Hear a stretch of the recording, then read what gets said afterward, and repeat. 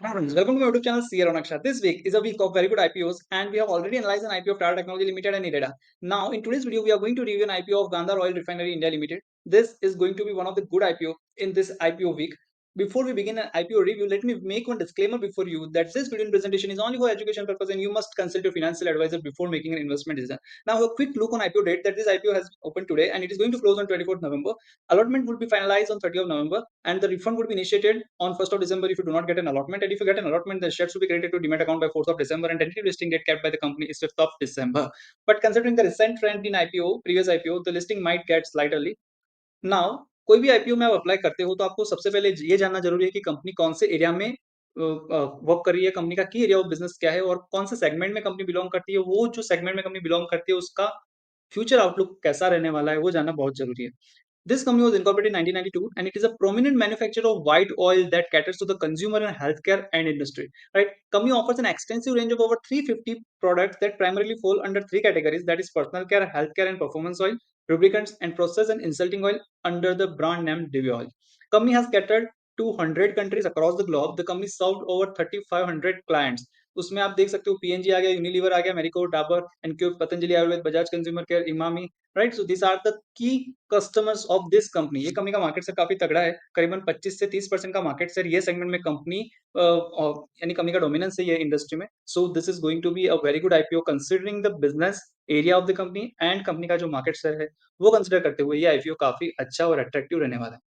Now IPO के size की बात करूं तो ये कंपनी का आईपीओ का साइज काफी छोटा है compare to Tata technology and IREDA. दोनों आईपीओ बड़े थे, 3000 करोड़ का था, वो 2000 करोड़ का था। नाउ उसके कंपैरिजन में ये आईपीओ छोटा है और only of 500 CR.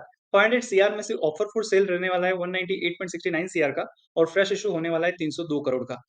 Fresh issue का जो अमाउंट है वो कंपनी के अकाउंट में जाएगा और जो ऑफर फॉर सेल है वो सेलिंग शेयर होल्डर के अकाउंट में जाएंगे। This IPO is going to get listed on BSE NSE both the stock exchange. जो लॉट साइज कंपनी ने फिक्स किया है दैट इज 88 शेयर का, 88 शेयर या फिर उसके मल्टीपल में आप अप्लाई कर सकते हो। कंपनी ने जो प्राइस बैंड रखा है दैट इज रुपीज 160 टू 169 पर शेयर एंड जो फेस वैल्यू कंपनी के शेयर का है that is 2 rupees per share, right. Now company को जो पैसा मिलने वाला है, देखो 198.69 करोड़ जो कंपनी को नहीं मिलने वाला है that is offer for sale. Company को मिलने वाला है 302 करोड़। अब ये 302 करोड़ कंपनी कहाँ यूटिलाइज करने वाली है वो आपको पता चलेगा ऑब्जेक्टिव पढ़ के।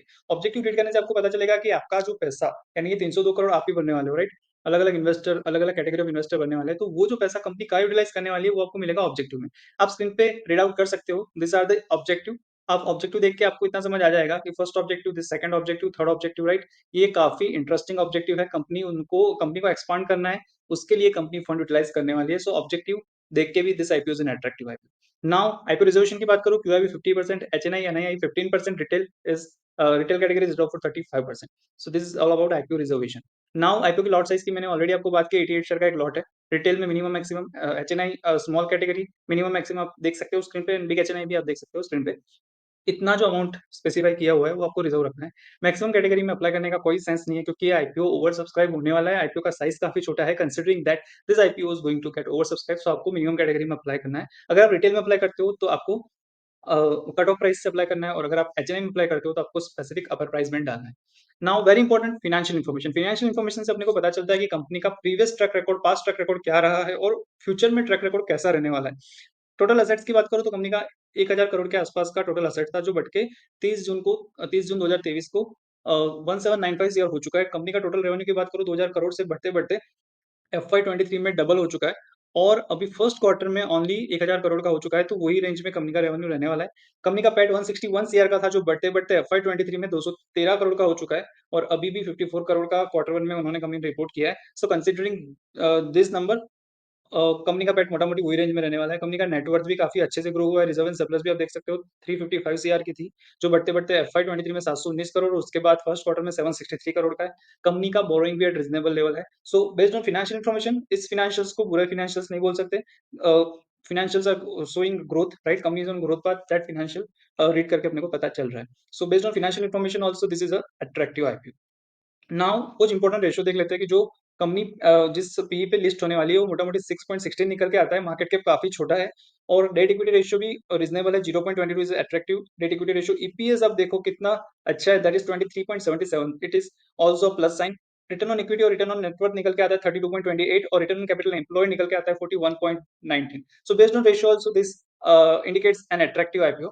नाउ शेयर होल्डिंग की बात करूं तो प्रमोटर का शेयर होल्डिंग इश्यू से पहले था 87.50%, जो पोस्ट इश्यू सिग्निफिकेंटली रहने वाला है 64.63%. तो this is also positive sign. इसमें ऐसा नहीं हो रहा है कि प्रमोटर का शेयर होल्डिंग 50% से नीचे जा रहा है.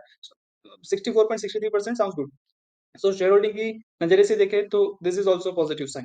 Now before coming to a conclusion, I would like to welcome you to join my WhatsApp channel where I share a very good information on stock market or various financial information that will enhance your knowledge, right? That will add some information to your knowledge bank. So I would description में link दिया हुआ है WhatsApp channel join करने का. So I would request you to join the WhatsApp channel for informative updates. Now coming to conclusion of this IPO. IPO में आप देखो financial information देखो, कंपनी के जो IPO का ऑब्जेक्टिव है वो सबको कंसिडर करते हुए, कंपनी का बिजनेस मॉडल कंसीडर करते हुए, कंपनी जो सेगमेंट में ऑपरेट कर रही है और जिस ये सेगमेंट में कंपनी का जो मोनोपोली है वो सब कंसीडर करते हुए, this is a good IPO. You can apply for listing in perspective and also for long term perspective.